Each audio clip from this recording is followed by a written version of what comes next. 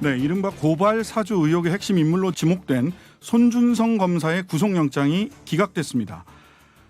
더불어민주당 고발 사주 국기문란 진상규명 태스크포스 박주민 단장 연결해서 관련 이야기 들어보도록 하겠습니다. 안녕하세요. 예, 안녕하십니까. 네네. 어제도 회의를 하고 입장도 발표하고 하셨는데 오늘 어제 늦은 시간에 기각 결정이 됐습니다. 이거 어떻게 보셨습니까? 우선 앞으로 이 고발 사주 관련된 수사가 제대로 진행될 수 있을까 이런 걱정이 좀 많이 들더라고요. 네네. 손준성 검사도 손준성 검사인데 네. 나머지 관련자들이 김웅 의원이나 정점식 의원처럼 현역 의원들이라서 네네. 제대로 소환이나 될까 이런 걱정을 좀 많이 하게 됐습니다. 네. 이 영장 심사 맡았던 서울중앙지법 이세창 영장 전담 부장판사가 기각 사유를 발표하면서 구속의 필요성과 상당성이 부족하다.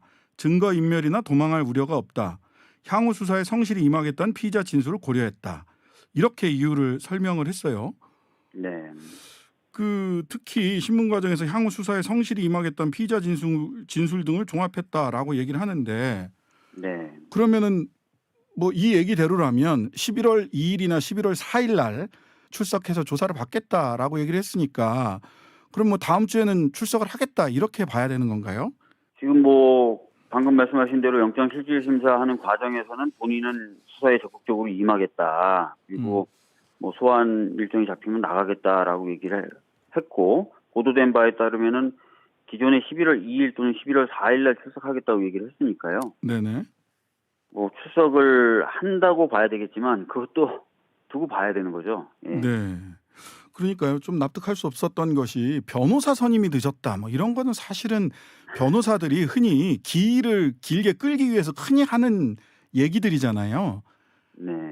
전형적으로 그렇게 출석 일정을 뒤로 미루기 위한 그런 논리 아니었나 하는 생각이 하나 들고 그다음에 이런 의심들이 있습니다. 공수처가 실제로 물증을 가지고 있었던 거냐 아니면은 이렇게 책임을 법원으로 떠넘기기 위해서 수사가 지지부진한 것에 대한 책임을 법원으로 떠넘기기 위해서 그냥 한번 일단 영장부터 한번 쳐본 게 아니냐 이런 의견들도 있는데 이건 어떻게 보십니까? 우선은 제가 봤을 때는 이제 피의자 신분인 손준성 검사에 대해서 체포영장 발부를 시도했다 그러더라고요. 네네 그랬죠. 하도 소환이 안 되니까. 네. 그 다음에 이제 또 사전 구속영장을 청구한 거예요. 네 이번에 그랬죠.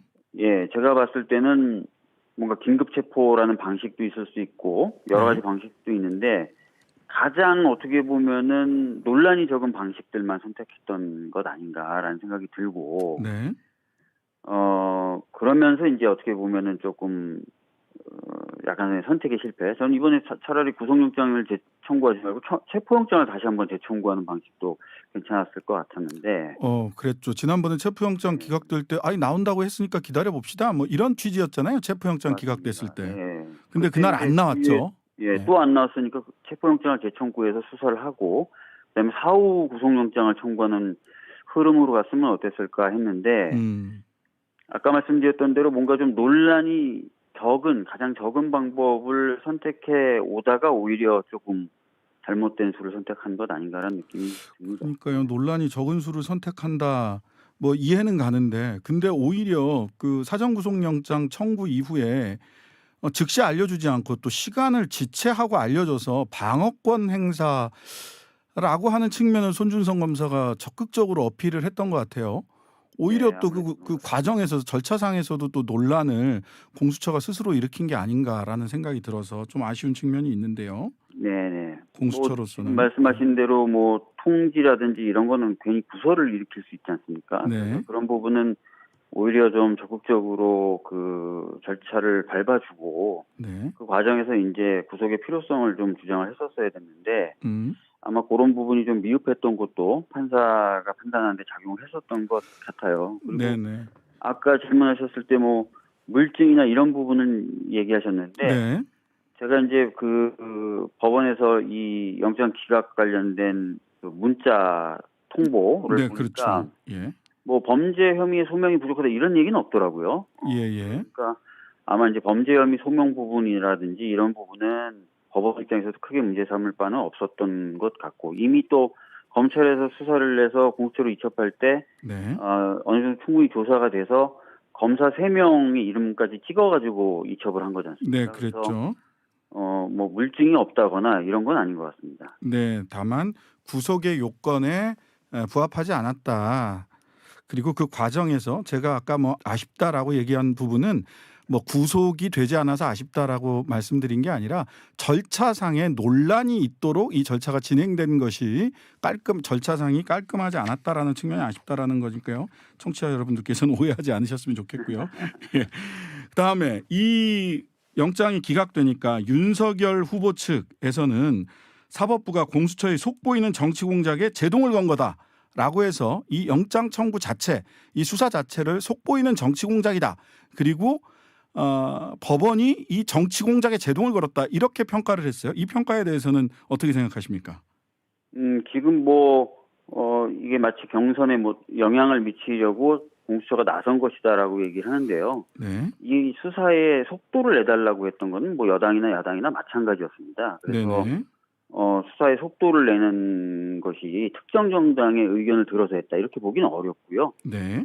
그리고 만약에 이제 손준성 검사나 이런 사람들이 뭐 정말 당당하고 그렇다면 빨리 이제 조사를 받고 차라리 혐의를 벗는 게 맞는 거잖아요. 네네. 근데 괜히 지지부진하게 끌면서 점점 더 이 사건이 이제 정치적인 어떤 이벤트에 가까워지도록 만든 건 아닌가 오히려. 네네. 저희들은 좀 그런 의심을 하고 있습니다. 예. 네, 그러니까요. 예, 그 타임라인을 보면 9월 6일 날 뉴스버스에서 손준성 보냄 이 메시지 공개하면서 이 사건이 시작이 됐고, 그랬더니 뭐 증거를 대라, 윤석열 후보 측에서도 증거를 대라, 빨리빨리 수사해라 이렇게 얘기는 했거든요, 분명히. 맞습니다. 예. 근데 이게 특정 정당의 의사를 듣고 지금 수사에 속도를 내려고 하는 건 아닌 거고요. 네네. 근데 이제 이런 그 의구심도 있어요. 11월의 야당 경선 이후 그리고 윤석열 후보가 만약 국민의힘의 후보가 되면 사실상 손준성, 김웅, 정점식 전부 다 소환 조사하기 어려워지는 거 아니냐라는 우려도 있는데 이런 우려에 대해서는 어떻게 생각하십니까?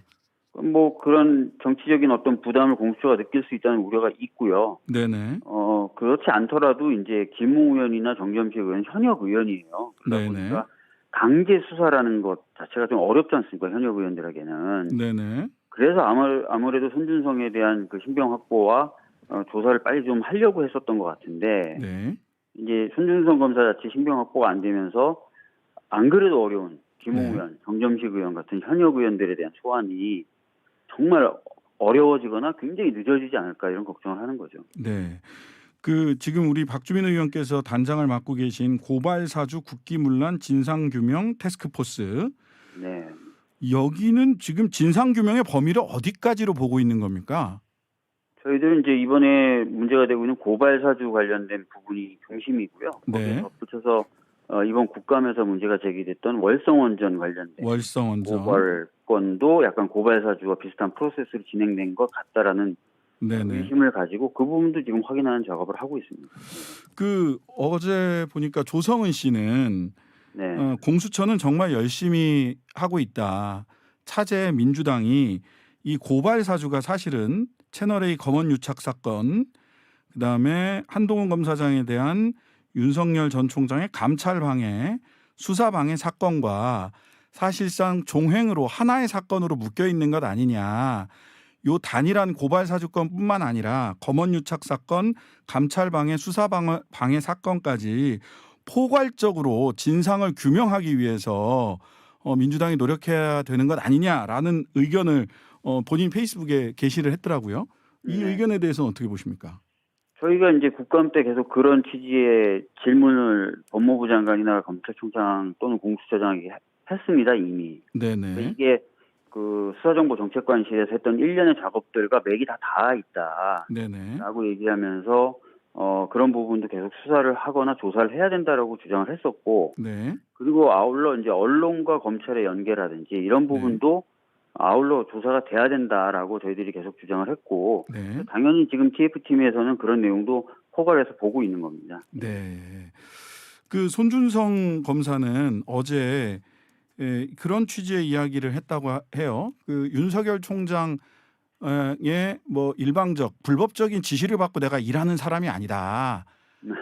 전혀 본인은 그런 일도 없고 윤석열 총장과의 관계도 내가 그런 지시 받고 나 일하는 그런 사람 아니다라는 취지로 이야기를 했어요. 그런 자리도 아니고 그런 사람도 아니다. 이 말에 대해서 사실은 검찰 조직을 많이 아는 사람들은 저 말을 믿을 수 있나?라고 의문을 던지기도 하는데 우리 의원님 보시기에는 어떻습니까? 이번 국감 때 조남관 법무연수원장이 기관 증인으로 참석을 했어요. 네네. 조남관 법무연수원장은 아시겠지만 윤석열 총장 당시에 검찰차장이었죠. 대검 차장이었죠. 네, 그렇습니다. 예. 그리고 수정관실은 직제상으로는 차장 소속이에요. 예, 수사정보정책관실이요. 예. 네. 그래서 조남관 당시 대검 차장에게 직접 물어봤습니다. 네. 기관 증인이기 때문에 위증하면 안 되겠죠. 네, 그렇죠. 그 당시 차장이 뭐라 그랬냐면 네. 수사정보정책관은 총장의 지시 없으면 못 움직인다는 취지로 얘기했어요. 네. 그 당시 그 차장이 그렇게 얘기하는데요, 뭐. 조남관 차장은 또 마지막에는 그 윤석열 총장에 대해서 굉장히 그 우호적인 입장으로 직무대행, 윤석열 총장 사퇴 후에 직무대행을 하시기도 했는데 네. 명시적으로 조남관 차장이 그렇게 이야기를 했다는 거죠. 네네네. 그러니까요. 그러면 이제 손준성 검사의 이야기는 나는 그런 사람 아니고 나와 윤석열 총장의 관계는 그런 관계가 아닙니다라고 이야기는 했는데 조남관 차장의 국감에서의 증언과는 정면으로 배치되는 것으로 보이네요. 그렇죠. 예. 네. 자, 이런 얘기도 있습니다. 일각에서는 김웅 의원 먼저 소환할 수도 있다. 이런 얘기도 있는데 아까 말씀으로는 그 뭐 국회의원이라서 손준성 검사보다 소환이 쉽지 않을 거다. 이렇게 보셨는데 어떤가요? 그러니까 뭐 여러 가지 절차상 좀 거쳐야 되는 부분들이 있지 않습니까? 네네. 그래서 이제 그 부분이 좀 쉽지 않을 수 있다는 건데요. 저희 당 송영길 대표가 언론과 인터뷰에서 네. 만약에 체포에 대해서 동의를 요구하는 것이 온다면은 적극 나서겠다는 취지로 발언했다 그래요. 네네네. 그렇다면은 뭐 국회에서도 그런 어떤 상응하는 움직임이 있을 거니까 네. 공수처는 현역 의원이라는데 좀 부담감을 느끼지 말고 네. 그 부분에 대해서 좀 적극적으로 나설 필요가 있겠죠. 그러니까 공수처가 지나치게 정무적 판단을 하다가 오히려 정무적 판단을 그르치고 있는 거 아니냐라는 걱정도 있습니다. 네. 그 정무적 아까도 말씀드렸던 것처럼 네. 계속해서 뭐 영장을 먼저 청구해서 받아서 뭘 하겠다 자꾸 이렇게 한다든지 그 네네. 과정에서도 또 뭔가 판단 미스들이 있는 것 같습니다. 네. 자, 하여튼간에 조금 더 지켜보고 공수처가 어떻게 하는지 또 체포영장의 체포동의안이 국회에 올라오면 바로 처리하겠다라고 하는 입장을 가지신 걸로 이렇게 정리를 해보겠습니다. 자, 더불어민주당 고발사주 국기문란 진상규명 태스크포스 단장이신 박주민 의원이었습니다. 감사합니다. 예, 감사합니다. 네.